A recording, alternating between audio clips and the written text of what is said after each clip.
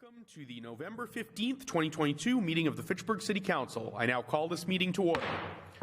Please be advised that FATV is conducting audio and video recording of this meeting for public broadcast.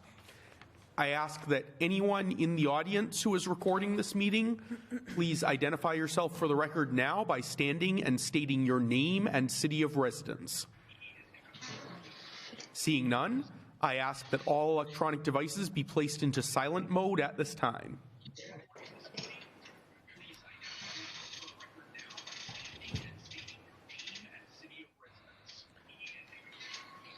And Councillor Fleming, would you please lead us in the salute to the flag? I pledge allegiance to the flag of the United States of America and to the republic for which it stands, one nation, under God, indivisible, with liberty and justice for all. Thank you very much. Madam Clerk, would you please call the roll? Councillor Fleming. She's here remotely. Councillor Green. Here. Councillor Schultz. Here. Councillor Squire. Present. Councillor Van Hazinger. Here. President Zarella. Here. Councillor Bolsheman. Councillor, you're muted. Present. Councillor Couture. Here. Councillor Cragen. Councillor Cruz. Here. Councillor Di Natale. Here. Okay, we have a quorum of 10. Thank you very much. All right. Someone has some electronic device making some noise here. I'm not sure. I think it's my TV. Can you please then mute yourself when you're not addressing the council? Okay. Thank you. My favorite. All right. So, for public forum, the public had been advised to contact the clerk's office regarding any comments of no more than 2 minutes. None were brought to our attention. If there is anyone in the audience wishing to speak on any item on the agenda this evening, please approach the center podium, identify yourself by name and city of residence, and the item on which you wish to speak, and you may speak for not more than 2 minutes. Jacqueline Wedgie, Fitchburg resident, speaking on agenda item number 267-22. During your various discussions of Chapter 40U, Councillor Van Hazinga said twice in a stern voice, people need to follow the rules. If everyone needs to follow the rules, the Board of Health should too. If you change the rules going forward to designate them as special municipal employees, that's one thing, but they shouldn't receive any payment for work already done that was not approved. Any funds they have received should be returned to the city's coffers. A Board of Health member mandated vaccines for both school employees and students in extracurricular activities, and now wants to be paid for administering the vaccines she mandated. This is a clear conflict of interest. Sadly, this isn't the only case of a Board of Health member violating ethics rules but not facing any consequences. It's a double standard to only come down hard on ordinary people for rules violations. The Board of Health threatened to fine us $300 if we didn't follow their mask mandate, while they themselves ignored ethics rules. It's time to get rid of the rules are for thee, not me mindset in city government. If you're still dead set on paying the board member for administering shots, you should appropriate additional funds for the Montechusett Public Health Network and let them pay that person versus eliminating an ethics provision and opening the door to blowback. Consider the huge loss of trust in public health that occurred because someone thought it was a good idea to let public officials like Anthony Fauci receive pharmaceutical royalties. Please keep our protections against conflicts of interest firmly in place and vote no on this measure.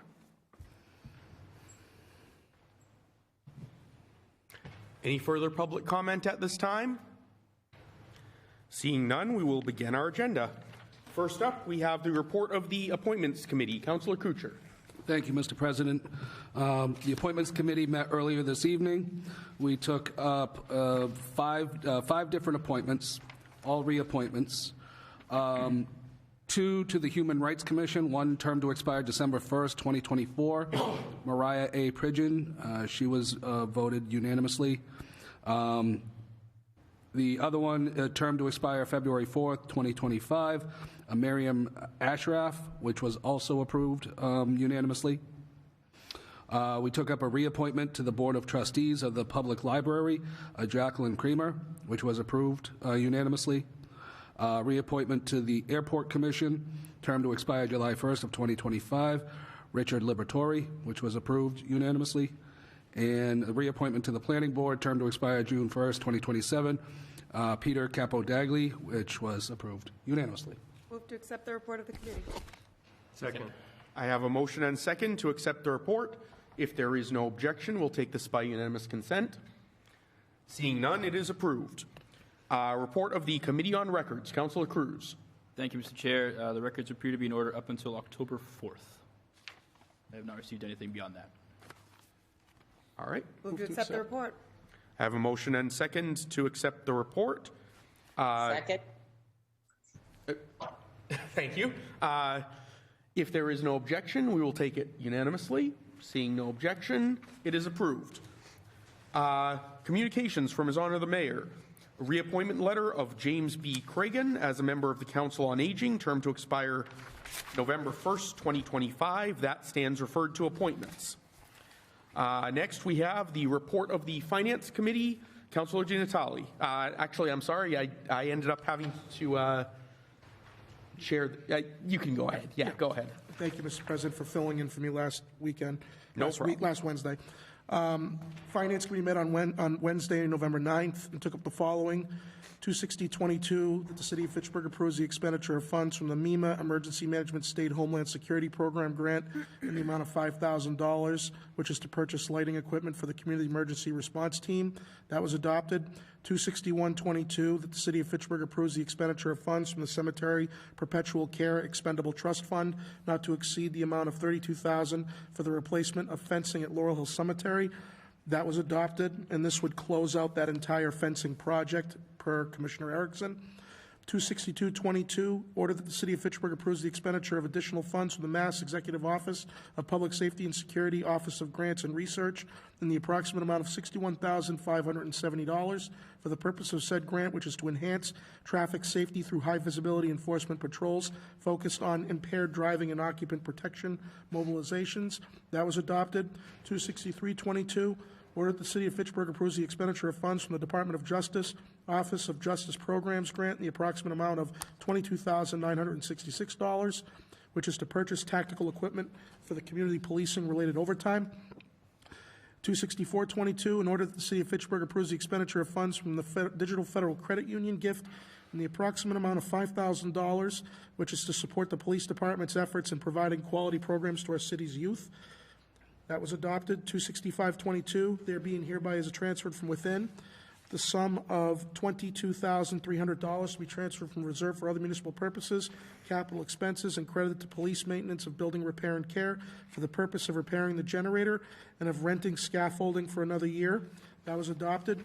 And 26622 is an order that the City of Fitchburg approves the expenditure of funds from the Community Foundation of North Central Mass grant in the approximate amount of $8,196.83 for the purpose of said grant, which is to design and build a stage at Riverfront Park. That was adopted. Move to accept the Finance Committee report. Second. I have a motion and second to accept. On the motion, Councillor Boschman. I'd like to ask one question to the chair. On 26522, I'd like to know how long we're going to lease this station for the work that needs to be done at the police station. When's the work going to start? It's costing us $23,000 a year. What's it been? This is the third year. It's not for work that's going on. We've already appropriated money before for the scaffolding to protect entrance from going in and out of the building, because that side of the building is somewhat collapsing at the moment, and there's a longer-term plan being put in place by the police department for mass-scale renovation. The scaffolding is there as a temporary measure in the meantime to protect those going in and out while they figure out a long-term solution. Okay. I appreciate it. Thank you. Further comments? All right, I have a motion and second to accept the report of the committee. If there is no objection, we will take this by unanimous consent. Seeing no objection, it is approved. Next, we have the report of the Legislative Affairs Committee, and that would be me. We met on November 9th, 2022, of course, sorry, and took up 3 items. 02822, Councillor Squalia to increase available resident off-street parking during a snow emergency.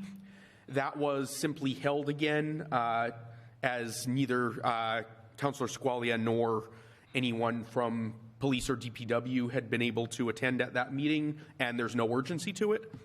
Well, actually, I guess there is now, huh? Wow, the year just got away from me completely. 19022, an ordinance that a vacant property registration be added to Chapter 137. That was approved unanimously with several amendments by the committee. There were amendments to the document that we had previously seen at the suggestion of Councillor Squalia. I believe all of those were accepted with a few technical exceptions. And then the committee made several of its own edits. If I miss anything, please, committee members, speak up, because I'm not certain that the document I have open here is the most recent one. We made a bunch of typographical and The grammatical. link in the agenda, the most recent one? It should be, yes. Actually, thank you. Let me check that and make certain. I think it should be.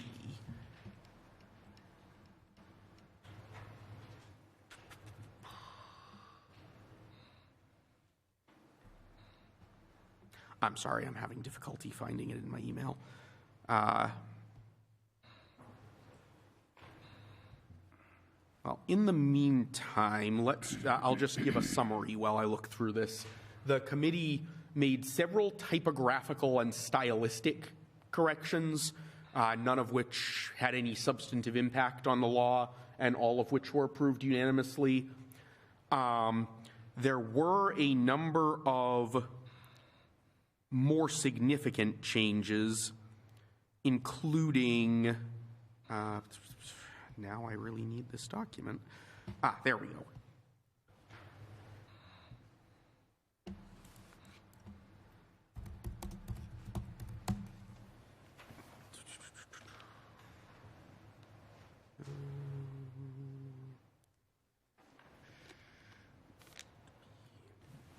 I'm sorry, Councillor Squalia, what page did you have that on of the packet?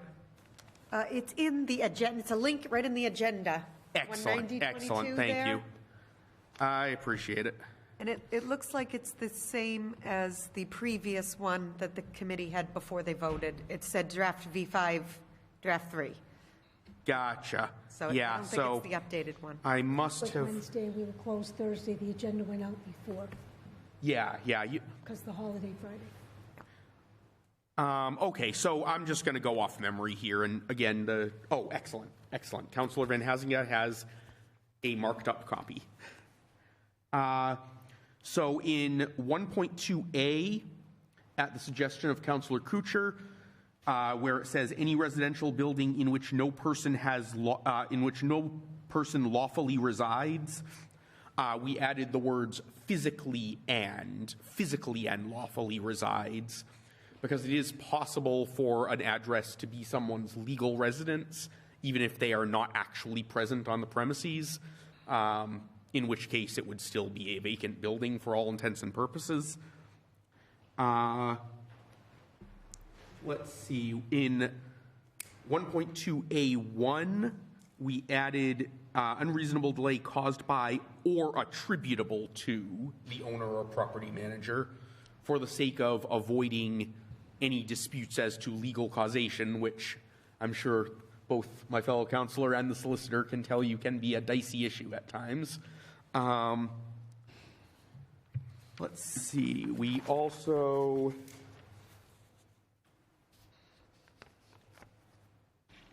At the request of Councillor Squalia, from the previous draft, we did add a definition of the word foreclosed for purposes of the ordinance. We also added some language to 1.2L to 1 and 2 to emphasize that this included commercial and mixed-use structures and discrete portions of structures or lots. That language is intended to capture, for instance, a separately owned condo or something. Whereas an individual unit under common ownership doesn't need to be registered. So if you've got 3 units in an apartment and one of them is empty, you don't need to register that one unit as long as there are people in the other ones. But if it's a completely separately owned unit, that's a different story. Let's see. Some typographical things. We deleted 1.3D, an exemption for properties determined by the Health Department or Board of Health to not present a public health or safety hazard to the neighborhood. That was deleted both for general vagueness and to ensure both the appearance and actuality of even-handed application. It was emphasized by the committee that we have no qualms as to the propriety and ethics of the people who would be rendering these decisions currently, but that this ordinance has to endure through multiple administrations, multiple department heads, and we don't know who's going to be making these decisions in the future. So it's best to have a law that is clear in its application. There was some reorganization in 1.4B, but it did not change any of the substantive law.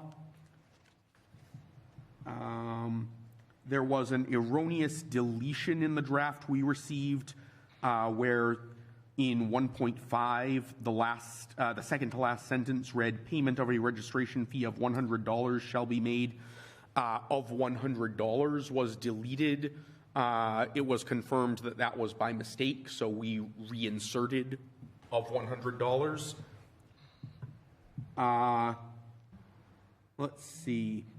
In 1.6A, we added some statutory citations and then clarified in the second to last sentence that the amount expended on repairs, which would become a municipal lien, would only be amounts in excess of the registration fees paid.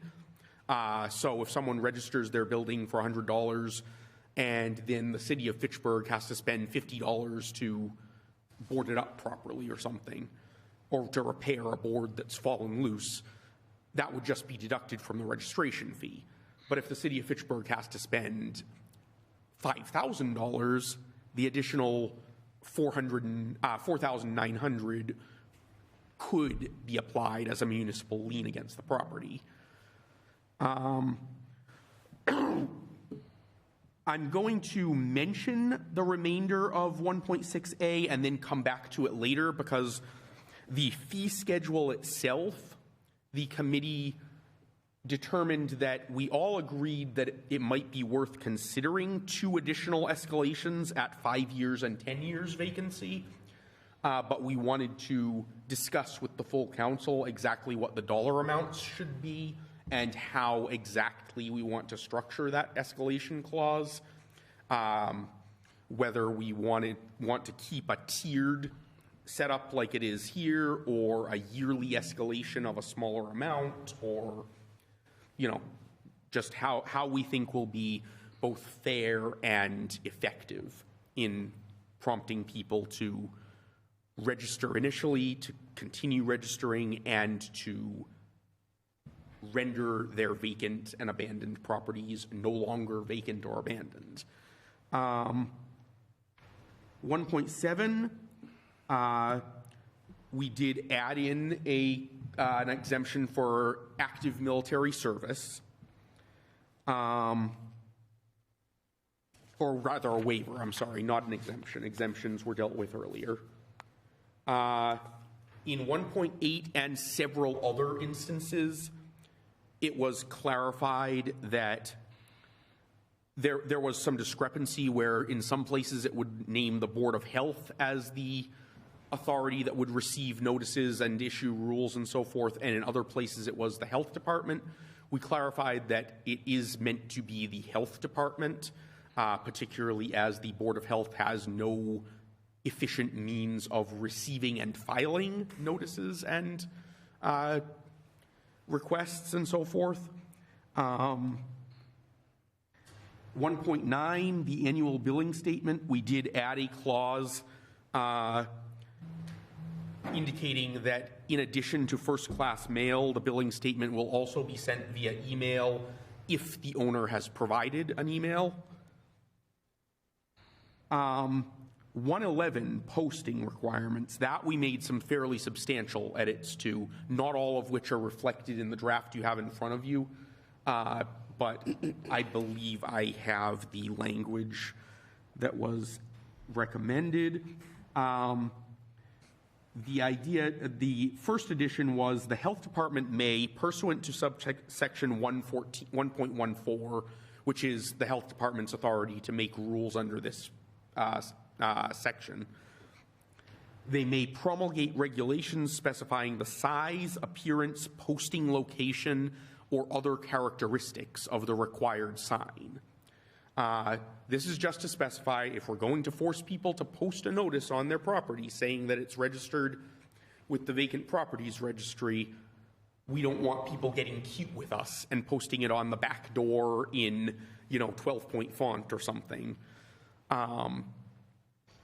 We then further added, there was some concern raised by the committee about the possibility of an owner selling a property subject to this provision without disclosing that fact to the buyer.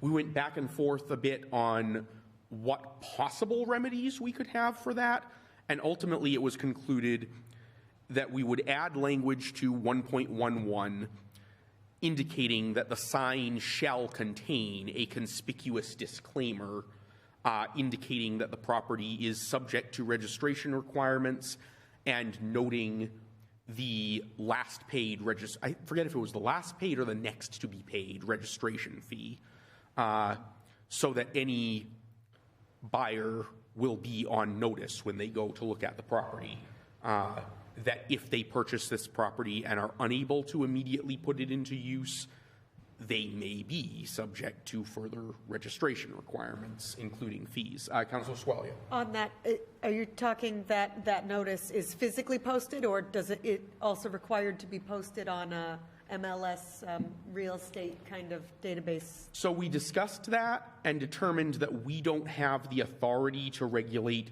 brokers' listings, or at least we don't believe that we do. But that was considered. If we wanted to get really draconian, we could require that something be filed with the Registry of Deeds, but I think that would probably be a step further than we need to actually go. Does that answer your question? Okay. So we added that. I'm sorry, go ahead, Councillor Boschman. Yeah, Mr. Chair, on that, what we're talking about right now, are you telling me that you want, if Boschman's selling this house and it's vacant, you want me to put a sign out saying that this is underneath what? Registration? So if... How can you invite people to break into the houses then? Well, no. So if the property is subject to the registration requirement, then it has to be posted. And it would be no different, I would think, in terms of incentive for wrongdoers than the notice that we put on, say, a condemned building. You know, the big orange notice that you see on the door that says that the property's been condemned. It wouldn't be any different than that. In fact, it would hopefully be considerably less of a hazard, because one of the requirements of the registry is that the property be properly secured and boarded up and so forth. So the goal I can understand a foreclosure where the banks own the property. The problem we had in Fitchburg back in approximately 6 years ago was due to the bank's problems, right, not the homeowners. Right, and if the bank were the owner of the property, the bank would be the one subject to the requirements of this section, not the former owner. Right. So my question to you... Right. So, Councillor, one clarifying thing first. This would not apply in almost all cases to single-family houses. So if you're selling your house and it's vacant only because you've moved out into your new house, then it would not need to be registered. This would be if you had a non-owner occupied building or a multifamily that was completely vacant or a commercial property. This would not apply to my house or your house or most of the houses, I imagine, of people in the audience, unless some of them happen to be multi-unit landlords. But Mr. Chair, what I don't understand, me being a multi-family owner, and I'm in the process of selling my home, and the tenants, the buyers say to me, we want the property vacant. Right. Before purchase. There is an exemption in the statute, in the ordinance that we're proposing, that covers properties that are actively listed for sale. And that I believe let me see if I can find the,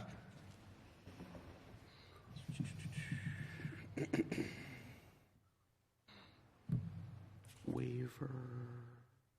Right, so yeah, for anything like what you're talking about, you wouldn't end up being subject to this, because presumably the point at which the tenants are leaving and the point at which the buyer is taking possession aren't going to be very far apart. So you're not going to get caught up in that. And if for some reason someone did happen to have it vacant just long enough that they got forced to register, it's $100 for the first year. As long as they don't have it vacant for a year or more, it's not going to go above that. Right. Does that answer your question? I guess you will have to. Yeah, thank you. And just to let everyone know, including the rest of the council, this is only the approval of the committee report. We'll still go through our readings of the ordinance itself, and if there are edits that need to be made, then we can do that.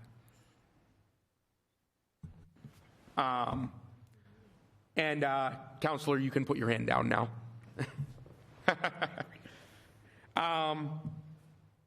All right, so then that's the posting. In 1.12B1, we added some language at the end stating, the city shall, however, have no affirmative obligation to do so, and neither the city's action nor inaction in this regard shall release the owner from any liability, whether under this section or otherwise, nor establish any duty of care on the part of the city unless provided otherwise by state or federal law. Basically, it's just a way of saying we are claiming under this ordinance the power as the city to enter these vacant properties for the sake of making necessary repairs or securing the property if the owner fails to do so. We are not taking on the obligation of doing so. So if we fail to make those repairs and someone breaks in and gets injured, that's on the owner, not on the city. This just clarifies that. It doesn't actually change any of the requirements that fall upon the owners. It just makes it clear that the city is not relieving the owners of their responsibilities.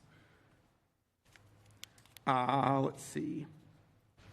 1.12D, After may publish in a newspaper of general circulation in the city of Fitchburg, we added or in any other location or medium, because as we know, for better or worse, print media is declining. And so if the director feels the need to publish a list of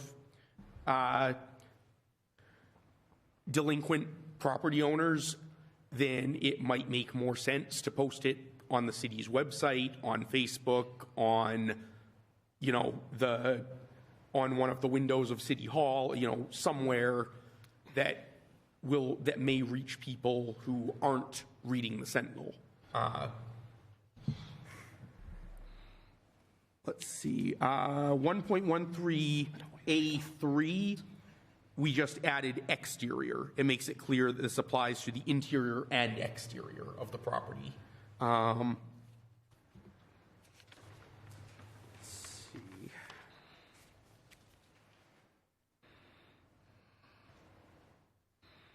And then in subsection, oh no, that's all set. The rest is all stylistic, just reorganizing some of the language for clarity's sake. And then lastly, this would be 1.12E, E3, we did change the word key box with the phrase key box with key and code to rapid entry lockbox or other system of similar, I think we said of similar effect and purpose. That's not 1.12. Sorry, 1.13. Okay. Good catch. As required by the Fitchburg Fire Department.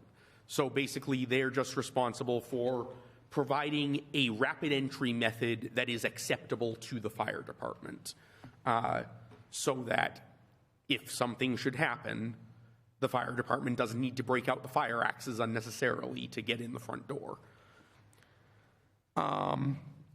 That said, do any committee members or other counselors have any comments or questions on this? Do we want to deliberate on the fee schedule tonight or hold it until we have our first reading of the ordinance itself? First reading. I'd say like to first hold it reading. to first reading. Excellent. That would be my preference as well. Do I have a motion then to, I'll take this separately from the rest of the report just so we can not forget what we've done, to accept the report on this item and hold the ordinance, I'm sorry, to accept the edits that the committee has already made to this item and to defer discussion of the omitted sections to the first reading. So moved. Second. I have a motion and second. If there is no objection, we'll take this by unanimous consent. It is approved. And then we have 26722, Board of Health Director Steve Curry to designate the Board of Health as special municipal employees pursuant to General Law, Chapter 268A, Section 20D. That was unanimously recommended for approval by the committee. There was some discussion of exactly what effect it would have. Just a moment, Councillor. And it was emphasized that this would not, in fact, exempt the Board of Health from substantive ethical rules that they may be violating. What it would do is clarify that as part-time volunteers on the Board of Health, they have the leeway with proper disclosure and permission from their appointing authority, which would be the mayor, to engage in certain private contracts or city business that is not actually in conflict with their official responsibilities. An example would be, an example that we recently approved a few months ago was an outside counsel that the legal department wanted to hire for the city. We approved designating them as special municipal employees so that I don't remember, maybe the solicitor can refresh my memory, what area of law we were hiring them for. Was it labor counsel or? I think it's labor. So we hired them as labor counsel, which means they certainly could not, as special municipal employees, engage in a labor dispute against the city. But they could, now that they are designated as special municipal employees, represent someone in front of the zoning board asking for a special permit, because that has nothing to do with their responsibilities as labor counsel. With that, Councillor Green, questions, comments? Yeah, a question. Is it every employee of the Board of Health, or is it just certain employees of the Board of Health? And Board of Health is different than the Health Department? Yes. This would be, by statute, this designation, I'm sorry, did I cut you off? I'm sorry, I thought I was going to hear from the city solicitor, but I'm up happy you. to hear It's whoever. Either way. President, either way. So it would be for the position. So any position that's similarly situated. So in this particular case, it would be each member of the board for the Board of Health will have the designation of a special municipal employee. Which then means that they could, under certain circumstances, go out and continue to work separately from the city of Fitchburg? Sure. To just generalize it, it's going to allow them some more flexibility in connection with the conflict of interest law. It's going to allow them an ability to perhaps work privately in the city within the area of health and not implicate a conflict of interest as a result of their duties on the Board of Health. Or it may, as the President had already indicated, may allow them to have some other interaction with the city. An easy example is with the attorney that we recently hired. They were with the firm Myrick O'Connell.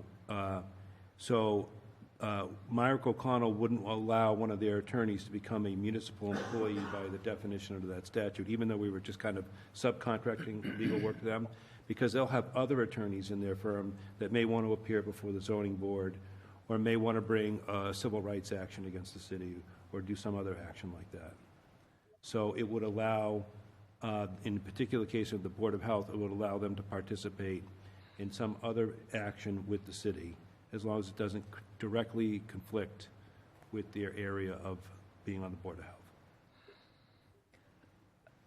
Go ahead. Who determines ultimately if it would be a conflict of interest? So if it's within these two specific provisions that special municipal employees can get waivers from, then it would be, in one instance, I believe it would require the approval of the mayor. It would require that I'm sorry, let me backpedal a step. There's two provisions that this affects. One is the financial conflict of interest provision, and it basically provides that if the special municipal employee has a financial interest in some matter that the city is participating in, but that they are not directly involved as a city employee in, then they can disclose to their appointing authority, the mayor, what that financial interest is, and he can give them approval in writing saying, yes, I understand you have this interest in this matter. I do not feel that it is a problem. Go ahead. The other provision is contracts with the city itself. It would allow for the head of the department that they work under to certify in writing that the city has a legitimate need to employ them for some matter that is within their expertise. And it would allow them to be employed in that matter without implicating a conflict of interest. The example that came up with the Board of Health is they assisted us in some of the vaccine clinics over the course of COVID. Mm-hmm. They assisted in, administering the vaccines. Under the non-special municipal employee provisions, they would not be allowed to be paid for that because there would be an implication that they are double dipping on the city, essentially. But clearly they're not. They're a volunteer board, and that is not their day job. So this would allow the city, if the health department decides that it is in the city's best interest, to allow them to engage in this behavior, in this contract, without creating a conflict. So in one case, it would be the mayor who makes the determination. In the other case, for this particular designation, it would be Director Curry who makes the determination. If it's not one of the exemptions, then it doesn't matter if we designate them a special or not. The determination of whether there is in fact a conflict would presumably be reviewed by the city solicitor, but if they do engage in something that does create a conflict, ultimately it would be reviewed by the state. And so underneath this, as the, under the Board of Health, how many employees are we talking? Is that 6 or 10 or 11? The 3 appointed members of the Board of Health, yeah. Yeah, this is So it's just gonna be members. for the positions of the appointed members of the board. I'm sorry if I wasn't clear when I explained that earlier. Okay, so there's only 3 on the Board of Health that this would apply to. Okay, thank you. Yep, thank you. Councillor Fleming. Okay, I'm still a little confused, so I want to make sure I'm understanding this. So we're just going to talk about the 3 specific Board of Health members who have possibly reaped some financial gain from making the decisions they made, are not going to be, it's not going to be considered a, what's the phrase I'm looking for? Conflict of interest. Conflict of interest? No, that's exactly what this doesn't do. If it were determined that they had actually directly participated in a matter as a city employee that then resulted in benefit to them, that doesn't fall into either of the 2 exemptions. The issue would be if it's a matter that they didn't directly participate in, but that just happens to involve the city. So if in fact it were successfully alleged that they profited directly from a decision they made, that would be a conflict of interest with or without this designation.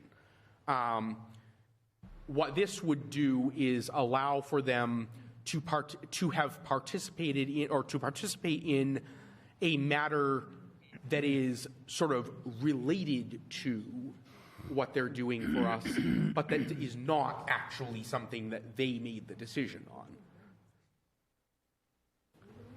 Okay, so then the people who appointed them get to make the decision whether or not they're in conflict or not. Only with respect to that specific exemption, yes.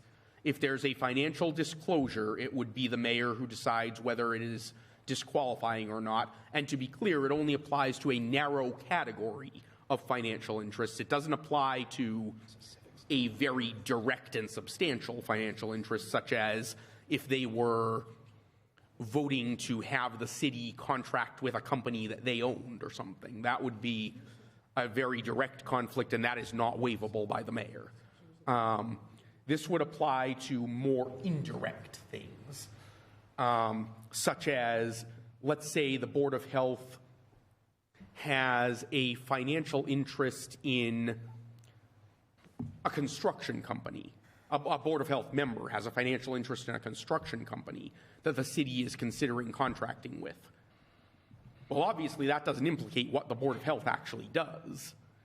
And so they could disclose their interest in that company to the mayor, and the mayor could say, yeah, that's fine. We know you're not improperly using your influence on this, so it's not going to matter that you have an interest in this company. You're not a part of the contract process.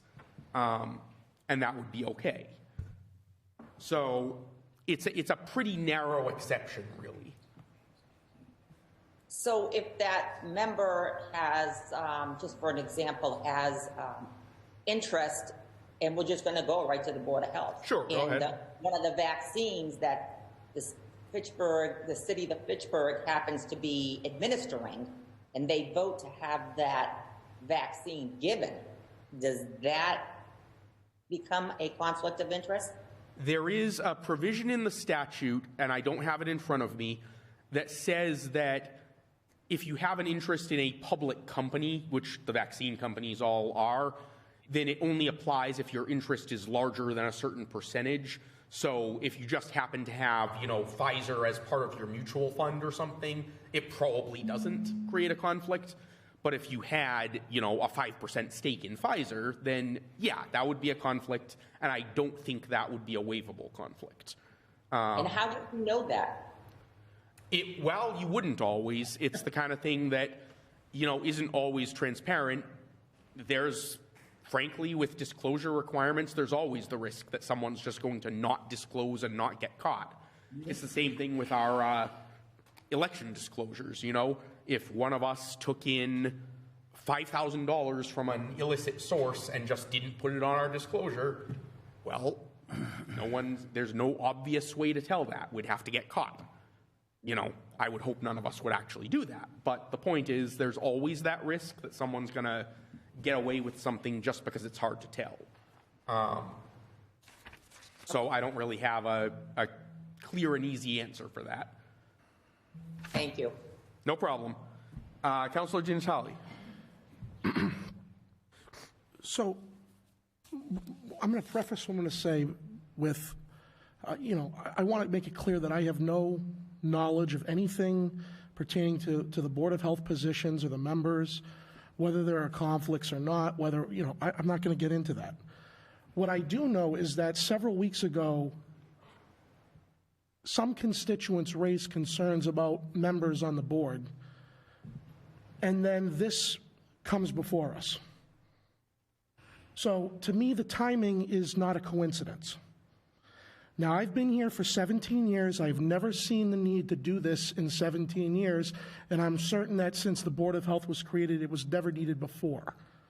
Notwithstanding, that doesn't mean that means we shouldn't review this and pass it tonight, but it's hard for me to separate the fact that there were allegations raised at a prior meeting publicly, and then this comes before the committee several weeks later.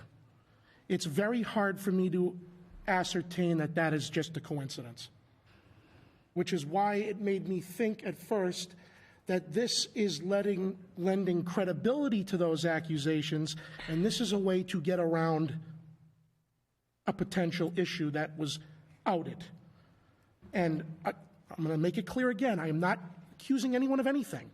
I'm just an impartial outside observer with this, with the chronology of events. People raise an issue. Weeks later, we get a special employee, municipal employee petition put before us. And then we're told, well, that, this could happen, but it has nothing to do with that, or that there's no issue there. So help me understand the chronology here. How can I not equate what was alleged with this before us tonight? So can I clarify that for you, Councillor? Okay, you can try. So first of all, the specific allegations that were made a few weeks ago would not be covered by these provisions anyway. If those allegations were found to be, in fact, a conflict, and I'm not going to repeat them here, it's not something that's under debate here, but if those allegations were found to, in fact, be an illicit conflict, this provision would not fix that. So that's number one. Go ahead. You still have the floor. I'm just answering your question. So why now? Why are we getting this now? That was what I was going to get to. Yeah, okay. Cool. So why now is, and this is something that I observe frequently in my profession. Sometimes an issue comes up, and in the process of dealing with that issue, you realize that there's some other issue that has needed to be addressed and hasn't been. So in this instance, I think it might simply be that because it is known that the Board of Health is under scrutiny at the moment from some quarters, therefore it's become necessary to clarify this issue which I think was never clarified in the past, probably because it was just assumed that no one was going to put a microscope on it to begin with. It was taken for granted that, no, it's perfectly fine for these doctors to continue being doctors and for these nurses to continue being nurses while working for the Board of Health. But now, because the issue has been raised, it's caused us to take a closer look and realize, hey, you know what? These probably should have been specials all along. Let's get it done now before it becomes an issue. So this would not, as I said, this would not actually cure or eliminate any problem of the nature that had been previously alleged. That would still be an illicit conflict if proven and if analyzed to actually be in violation of the law. That would not fall into one of the special municipal employee exemptions. And now, I'm sorry, Mr. go right ahead. Go right ahead. Can I have the solicitor, does the solicitor confirm that? So what this law does is there's the conflict of interest law applies to all municipal employees. What this law does is it expands 5 specific areas, and we've touched on them, but I'm going to hit them again briefly so that we understand what they are. 1, it will allow a Board of Health member to participate before another board in their own city. 2, it can act as an agent for a private party in connection with a matter of interest to your own city, provided you have not participated in that matter on your own. 3, you will be able to receive pay or other compensation in connection with matters involving your own city or town, provided you have not participated directly in the matters and they are not within your official responsibility. 4, you may have a financial interest in a contract with a department which is completely independent of the one where you work, provided that you file a disclosure of your interest with the contract. A few other conditions. And then finally, you may have a financial interest in a contract, even with your own department, provided that you have filed a disclosure of your interest in the city or town clerk, and that there is a vote to waive the conflict of interest. So those are the 5 areas that we're creating some leeway for folks on the Board of Health at this particular occasion. So up to this point where we've never had this imposed before, Right. were Board of Health members exposed to potential issues all this whole time? Potentially, yes. And the recent allegation was resolved. We had reviewed from an outside attorney, and they had said there is a potential allegation of this, and it was resolved not as a special, but under the current conflict of interest law, just requiring the Board of Health member to make a disclosure. I just want to make sure, before I decide how I vote tonight, that this is not, whether we do this or not, that matter is separate from this. Correct. Entirely. It's a separate matter. Thank you. And all of the conflict of interest laws are still going to apply, except for those 5 expanded areas. Okay. I would also just simply add, one of the very first things that we did when we were appointed, the prior assistant and I were in contact with the State Ethics Commission, and we were reviewing this very same issue. And one of the first things this council did for us was allowed the law department to have the status of special municipal employees, and that might some of us might remember that was one of the first things that we did. And it's important because when you're a professional and you're working in a relatively small city and you're practicing medicine or you're practicing law or you're doing something to that effect, but you're also operating in a public capacity, it's important to have those 5 additional leeway areas so that you can run your business or you can engage in your normal trade without having to run afoul of conflict. I just wanted to make sure that the 2 are separate. And now that you've given me a definitive answer, I feel more comfortable with how I'm going to go with this. But I wanted the public to hear that. I wanted the council to hear that, because there were questions raised about the timing of this. But if it's irrelevant to that other matter, okay, I'm all set. Thank you. Councilor Green. I just want to clarify that again, tonight, it was brought up about ethics provision, and I didn't hear anything in those 5 areas of disclosure that would relate anything to ethics. So is ethics a matter of opinion? Or is ethics a matter of, she said, he said, no, not me, that's only you? Because I am concerned that we keep bringing up, it's a matter of ethics, but whose ethics? I mean, I may have different ethics than my counselor to the left or to the right or to the public. So I want to know that when we bring up ethics, that we're not just blankly over-accusing or reaching or whatever that is. So, Counselor, the state provides these codes of ethics. They are not, I don't believe, even intended to be entirely comprehensive of every ethical principle that we might want people to abide by, because, as you say, some of that is highly subjective. But there are specific ethical rules, including conflict of interest provisions, that apply to municipal employees, including us. And those are what we're talking about when we're talking specifically about ethics rules. Solicitor, Mr. Solicitor? Join in, sir? Mr. President, I think if anybody can remember taking their ethics training and getting questions wrong after watching them explain the rule to you, we can all come to the conclusion that to a certain degree there is some subjectivity. The ethics statute is not a model of clarity, and it's confusing even when I sit down to read it sometimes. I have to read it and then think about a very specific example and how does this fit into this particular statute. And then sometimes I'll just confer with an outside counsel, that someone that actually specializes in 258A, which is the ethics statute. So it is objective in the sense of we want to believe that it's a bright line rules that are in that statute, and you're either going to violate them or you're not in violation of them. But unfortunately, my analysis of that statute has never brought me to that level of clarity. In fact, I've written opinions that the State Ethics Commission has not agreed with about issues that we faced in the city. And they're happy to tell me when they don't agree with my interpretation.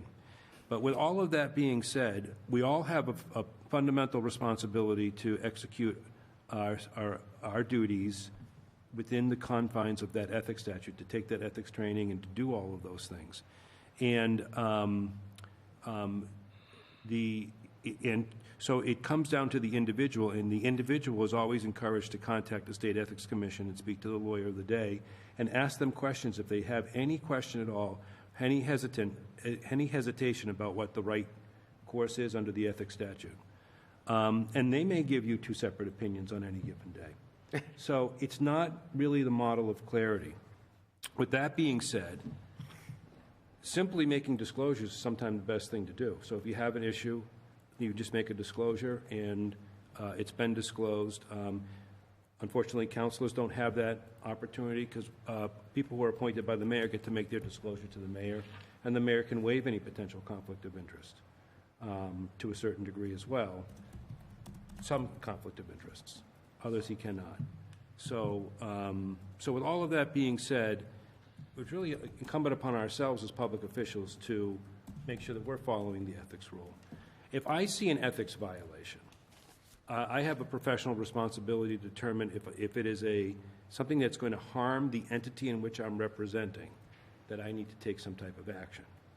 So if I see somebody engaged in what may or may not be a potential violation of the ethics statute, I may take a first course of advising or warning, as opposed to seeking some type of violation or some type of harsh measure or harsh result, because typically the ethics statute is best enforced through education, and that's the way should be the first approach in any situation. Most public employees, and I'm going to say everyone I've ever worked with, wants to comply with the ethics statute. I haven't seen somebody that said, no, I don't agree with you, this is the way I'm going to do it anyways, and caution to the wind, if you will. So that's trying to answer your question, and I hope I just did. Generally, from what I've found also, that is the way the state tends to look at it in the non-egregious cases as well, which is if I got an opinion from the solicitor saying that it is okay under the ethics statutes for me to do X, Y, Z, and then I do it, and the state disagrees, they're probably not going to penalize me for that because it was inadvertent. They're just going to tell me basically undo it if possible and don't do it again. And for instance, great example that I have personal knowledge of, I couldn't vote on City Hall because my father at the time owned a building a little ways that way, and no, I'm sorry, that way. And even though the effect of City Hall on his building, on his building's property values and so forth, would have been trivial, and it would have been absurd for me to favor or oppose City Hall on that basis, we determined, in consultation with the solicitor and the state, that it was best to err on the side of caution and have me recuse myself. I just add 2 seconds. I don't want to prolong the meeting. And that was a question of interpretation. And the question was if it's near, if the building was near. And what they determined was there was a 300-foot analysis that was used in some cases, but what they determined was because you could see the building from City Hall, the length or the distance was irrelevant to them. Yeah. So just imagine if City Hall were up on up on one of the hills over there. that was what they said. So it's gray, and it is a self-policing to a certain degree, and and then to a certain degree, if I learn of an ethical violation, we try to provide advice. Right. Thank you. Any further questions or comments on this? Do I have a motion? Move to accept the committee's report. Second. All right, I have a motion and second to accept the committee's report. This will be excluding 19022, which we dealt with separately. If there is no objection, we will take this by unanimous consent. Seeing none, it is approved. Before we go to public safety, I apologize, Mr. Mayor. I forgot when I got in here about the suspension you had asked me for. If the council does not mind, can we, I'm sorry, I'm trying to find the exact item in here. 26922. 26922. Yes, thank you.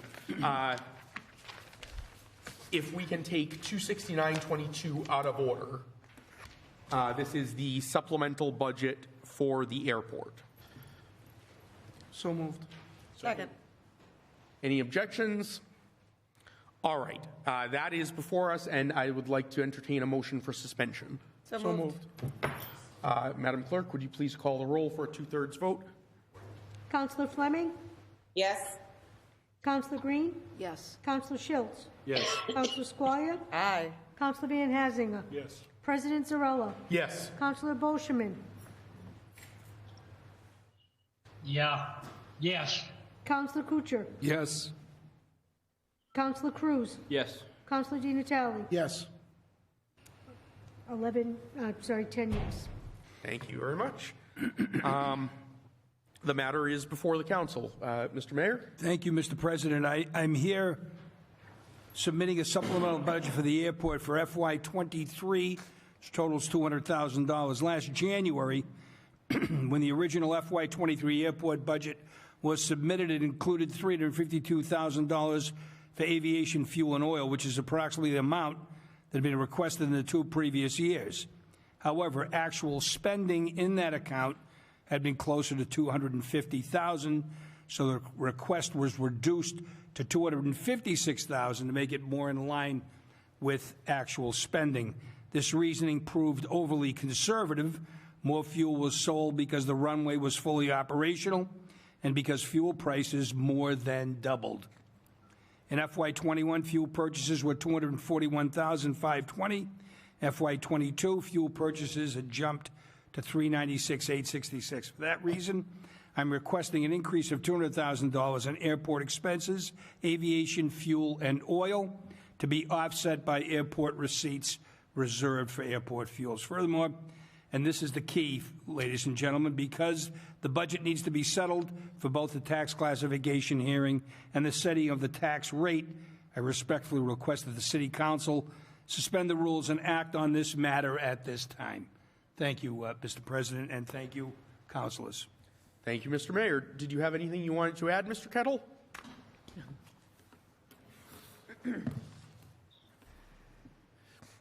President Zarella, City Councillors, I think I've got to take you back to go to the future, to be quite honest. As the Mayor said, yes, the budget was done in January based on the previous year's performances and a crystal ball, and that budget was reduced, and basically, without going too far in advance, there was $110,000 worth of profit made on the fuel sold last year. So by you agreeing to approve this $200,000 expense, you're going to see a massive profit on it. So I thank you all for a positive vote. Motion to approve. Second. Motion and second to approve. Anyone on the motion? On the motion, Councillor Boschman. Question, if we do this, we give them $200,000. We're not giving. Councillor, We don't. Councillor, we're not giving them $200,000. We're moving $200,000 in their own budget from one place to another. I understand that, but if they don't sell the fuel, who pays for it? They are. If fuel does not get sold, who pays for it? They do. They do. It's when the fuel does get sold, the customers pay for it. If the fuel doesn't get sold, that's within the airport's budget. It means an asset. So my question is, at the end of the year, will they have enough money to pay the city back if they don't sell the fuel? Councillor, we're not giving them money from the city budget. Paying us back anything? This money is not coming from the city's budget. This money is coming from money that the airport already has. So if they don't sell the fuel, it's them who are out $200,000, not us. So it's them that sell $200,000, not us. You're absolutely sure of that? It's not going to come out of the city's budget. Yes, I'm absolutely sure of that. This vote, at least, would not take anything out of the city's budget because that is not what is being requested. All right. Councillor Giannatalli. I think where Councillor Boschman is going with this is his point is if the airport buys a certain amount of fuel for the year and then they don't sell that amount, they will have a deficit between their expenses and their revenues, at which point his concern is they will come to us for a bailout like they've done before because of the renovations. That's what I believe he's asking. Is there a motion on the table? There is. There is. All right. So I can't ask Mr. Kettle a question just to ease his, Council Boschman's mind, but in my knowledge and experience with the airport, they don't just buy, blindly. They have market analysis. They have actual customer analysis of what their needs are for the year. It's not just a blanket buy and then they cross their fingers and hope for the best. There is a process involved with the procurement of the fuel. And as far as I have seen pre-renovations, they have never missed their fuel target by more than 5%, give or take, which leads me to believe that there is a method to the madness of when they procure oil in terms of how they intend to sell it. We're not going to, where I work, we're not going to buy 100,000 gallons of pre-preg paint for orders we don't have. So there's a little bit of guesswork, but it's within a 5% margin of error. So I just wanted to make that clarification that I know where he's going with the question, but it's not the case. This is a matter of fuel prices have skyrocketed, so the airport's got to raise their fuel expense budget to cover the increase in buying the oil, and then conversely, to offset the increase in the expense, their revenue is being raised the same amount. So, because they're going to get paid for that oil that they paid. So it's a one-for-one match. Expenses increases, revenues increase. It's a net zero. That's what's going on here. Thank you for clarifying, Counselor. And may I request that the motion be withdrawn so that we can allow Mr. Kettle to add any input as to his, I believe you said madness? Yeah, method to the madness, yes. Yeah. Is the motion withdrawn? I withdraw my second. I'll withdraw the motion. Thank you. Okay, thank Mr. you. Kettle. There's a couple of things that weren't actually explained. Not only did we have a new runway, but that new runway has actually brought 29 corporate jets into the city. And they don't buy 5 or 10 gallons, they buy 600 or 700 gallons. The second thing is that we had a brand new self-serve fuel farm built that operates at night as well. And we've seen massive growth from that, but we didn't have those figures in January. So that's why we need the extra money now. And even if it's not sold, it will still be in the tanks there to continue to sell next year. So it doesn't go anywhere. We don't owe anybody anything. It's there. Go ahead, Counselor. I believe, I don't want to speak for him, but just from my experience, you still have to pay for it up front before you sell it. Absolutely. So while you're correct that it will stay in the tank and you'll eventually sell it, from a fiscal year window perspective, the concern raised is you'll buy a lot in one fiscal year and not sell that amount in that same fiscal year, which would leave a deficit in your account for that fiscal year. You may sell the rest next year, but that doesn't help you this fiscal year. And that was why I was trying to bring out the point that you guys just don't buy fuel on a whim. No, we don't. I mean, you have customers, you have needs, you have market analysis. There's a method to your procurement process. Absolutely right. You're not just going to buy fuel and have it sit there for 3 years. No, So, I mean, yeah. we have these 29 corporate accounts. We have 137 aircraft at the airport. Right. And we have people flying in all the time. We have a flight school that's increased his revenue massively So it's by based training on many it's people. based on your knowing existing Yes, customer sir. base, Yes, plus sir. extra for any new customers we may get. Yes, So Councillor. that's all I wanted. Thank you. You've clarified it for me. Thank you. Thank you. Councilor Van Hazinga? Yeah, just Mr. Kettle, before you go real quickly, do you buy the entire year's worth of fuel at once? Excuse me? Do you buy an entire year's worth of fuel at once? No, not at all. So you fill your tanks, and then when they go down, you refill them? Absolutely.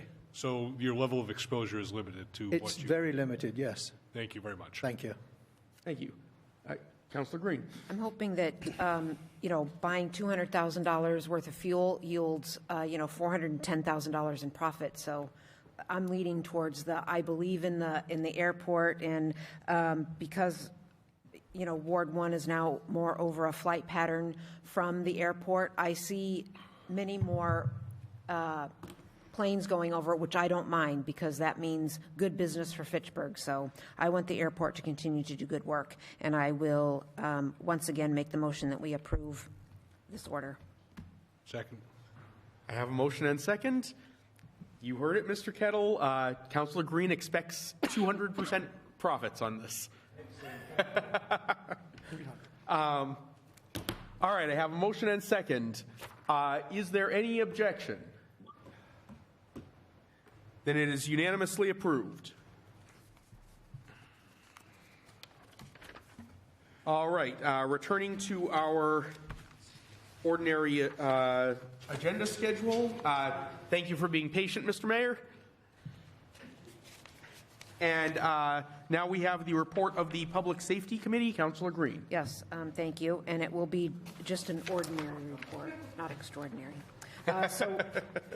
So we met this evening. We took up 3 petitions. 25922, Councilor Sam Squalia suggested amendments to the Main Street Boulder Drive. We approved the following suggestions as denoted by the Public Works Department, which was item number 2, 3, 8, and 10. Petition 24322, Councilor Bernie Schultz and Judy Perla to install a yield sign on pole 1615 facing out Monroe Street at the intersection of Fairbanks. That was given leave to withdraw. 24422, Counselor Derek Cruz on behalf of Tyrone and Sheila Tynes, residents of Clyde Street, to request no parking from here to the corner, at the corner of Hancock and Summer Street. That petition was being held based on doing some more research in that area. I see Councillor Boschman. I understand that 244-22 is going to be held. I Yes. tried to get on. I wasn't supposed to be on the meetings tonight because I don't feel good, but I was watching it from TV to public safety, so I apologize to my committee members for not being there, but I was really upset with 244-22, especially when he wanted to alter the petition and say 50 feet up Summer Street for a no parking. I'll tell you, I'm going to fight it if that goes through. I don't believe we should be taking parking away from residential, especially in that area. The road is wide enough. The police officers said so. So to say we want to put no parking signs 50 feet up from Hancock Street is absolutely wrong. It's a disgrace to the residents of that street. So that's all I want to say about it. Thank you. Councillor Van Hazinga. I just had a quick question on 25922. To the best of the chair's knowledge, was there any discrepancies in the recommendations of the committee in comparison to the recommendations of the Public Works Committee that we have to resolve? No, none. Okay, thank you very much. Councilor Cruz is bringing my attention to. And I see Councillors Cruz and Squalia both have. Is this just in direct response to that? Yes. You too? Yes. Okay, Councillor Cruz, and then I'll pick up Councillor Squalia. Thank you, Mr. Chair. I forget which one it was, but I believe we approved signage and not the paint for the box, the load box.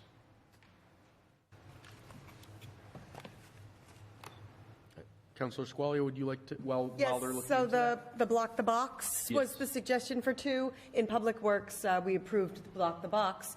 And now having Sergeant Boudreau here, he suggests that DPW might not even be able to get to paint to it, but he definitely suggests that we put signs there saying don't block the intersection. And I believe the intent of the committee, Public Safety Committee, was to approve the signage, don't block the intersection, but not the paint work. Correct. Thank you, Councillors. Is that your understanding, Councillor Green? Yes, because there was probably not going to be any time to get, don't block the box or whatever that was going to be on the street. And with plowing and sanding and, no resident, no vehicle would be able to see it if it's all underneath snow. But Right. sign they would be able to see and be able to enforce. And additionally, on 3, Sergeant Boudreau suggested, in the Public Works Committee, it was suggested about removing a parking space, and we never approved that in Public Works. But here in Public Safety, Sergeant Boudreau suggested that we could take all 3 parking spaces and shift them down towards Cushing, and that was approved. I believe the intent of that was improved in the Public Safety. So those are the only 2 changes.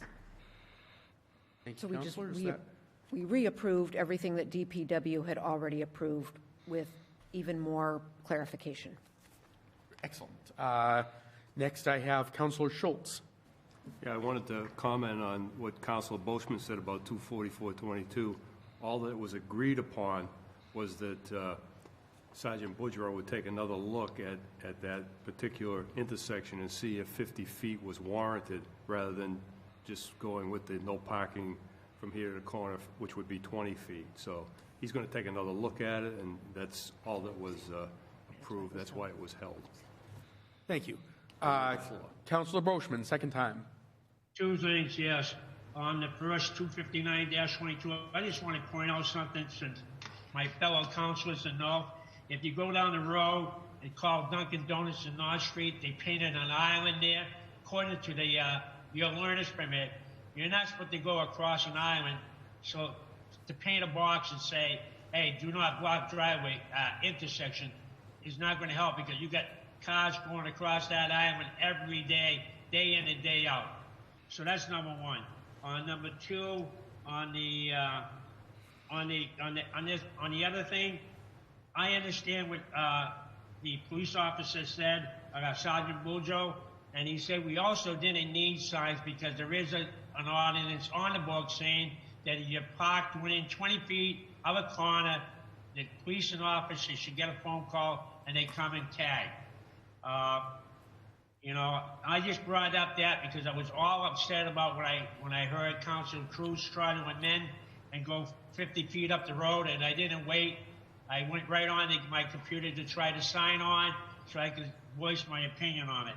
And that's the only reason why I did what I did. So I just want you to be aware of that. I don't believe in signs. I said that from the beginning since I've been on the council. I think we're becoming sign happy in the city of Pittsburgh, and people don't pay any attention to signs because we're putting too many signs up. Thank you. Thank you.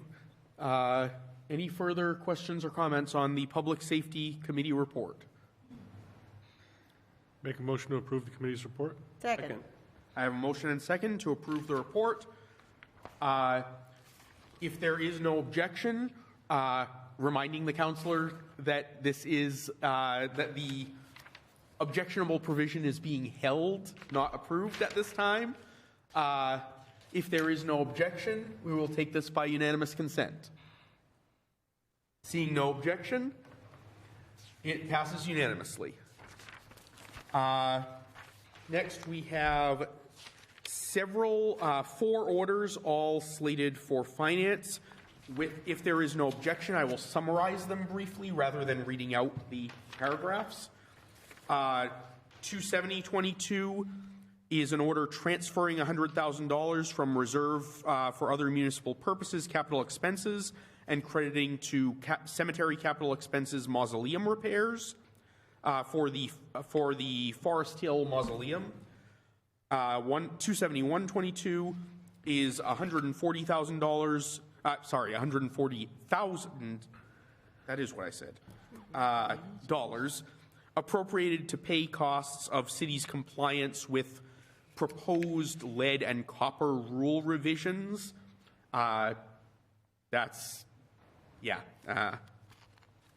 Then 27222, an order expending funds from a grant in the amount of roughly $140,370 to purchase a conservation restriction on parcels in Ashburnham, and a transfer of $100,000 from fund balance for land purposes to water capital expenditures land purposes. Those are all referred to the Finance Committee. We have a resolution and order, 27422, authorizing the city to obtain the conservation restriction that grant is slated for. That is also referred to Finance. 27522, we have a resolution approving an increase in the maximum base amount of COLA adjustment, rather the maximum base amount on which the COLA adjustment is calculated from $12,000 to $14,000, as approved by the Fitchburg Contributory Retirement Board on October 25th. That is also referred to Finance. And then we have an ordinance in final reading. This is 26822 to amend Chapter 181.313, the industrial section of the Table of Principal Use Regulations. This is in final reading, and so this should be the last time I will have to recuse myself for it. Vice President Van Hazinga, you have the chair. Thank you, Mr. President. Move to send 26822 through its third and final reading, enrolled, ordained, and advertised. Second. Second. So we have a motion and a second. Is anyone in opposition? So I'll take this by unanimous consent. Mr. President?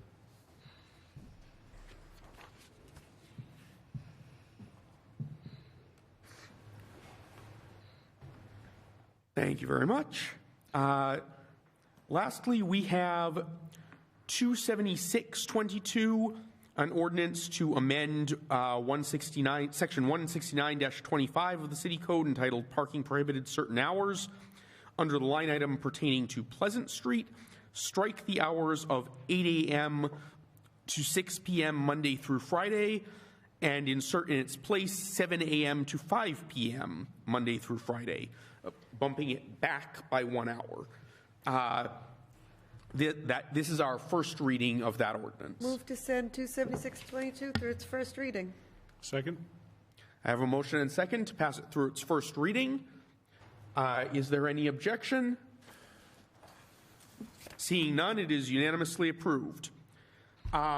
Before I turn to announcements, actually, hang on. Do the other councilors have copies of this yet or no? No, I did print 11 of Attorney Secretary's with his opinion. Gotcha. So if we want to pass them out, we can. Yeah, let's do that real quick. And then, before we go to announcements, I would just like to briefly call my fellow councilors' attention to a document that's going to be passed around right now. This is the opinion letter of Solicitor Pusateri regarding citizen petitions, as had been discussed at a previous meeting. There is also a citizen's guide to municipal petitions that has been prepared by myself, the solicitor, and the city clerk, which has been finalized but has not yet been printed out in copies. That will be available at all times at City Hall. And I will also be putting copies on the back table at our next council meeting and possibly at future council meetings subsequently. I would like to thank the solicitor and the clerk for their diligence in this matter, and this letter and the guide that was constructed from it is intended to give the citizens of Fitchburg a comprehensive guide to the most common forms of petition that they may wish to file with the City Council. There are exceptions. There are certainly complicated versions of these petitions that are outlined but not fully explicated because it would take a few dozen pages. But the hope is that this will give all citizens who are interested in participating in their government a guideline on how to do so. The guide itself will be forwarded to councilors later this evening, I hope, and again will be available to the public, I believe, as of tomorrow.